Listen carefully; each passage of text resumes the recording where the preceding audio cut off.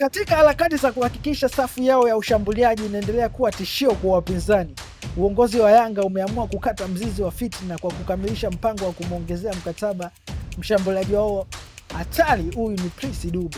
Hatua hiyo inaonyesha wazi namna mabingwa hao watetezi walivyojipanga kulinda silaha zao muhimu kuelekea misimu ijayo.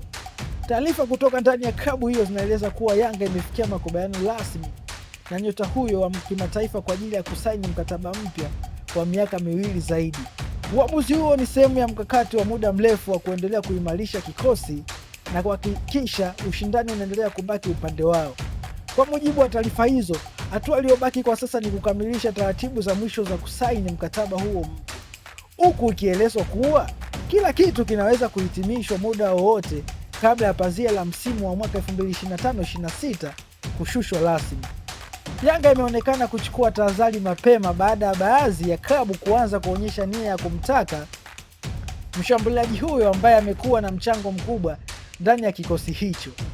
Uongozi wa wananchi unaamini kuendelea kumbakiza Dube ni sehemu muhimu ya kuhudumisha makali ya timu katika mashindano ya ndani na nje ya kimataifa.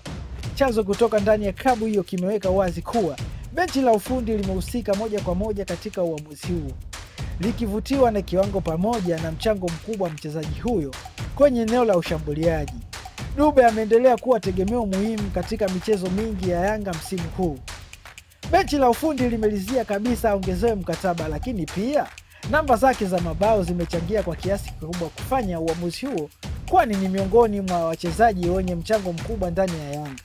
Kilisema chanzo hicho kuwa msimu huu Prince Dube ameendelea kudhibitisha ubora wake kwa kuwa mmoja wa washambuliaji wenye kiwango cha juu ndani ya ligi kuu Tanzania bara, hali iliyowafanya mashabiki wa Yanga kuwa na matumaini makubwa zaidi kuhusu mustakabali wa safu yao ya ushambuliaji.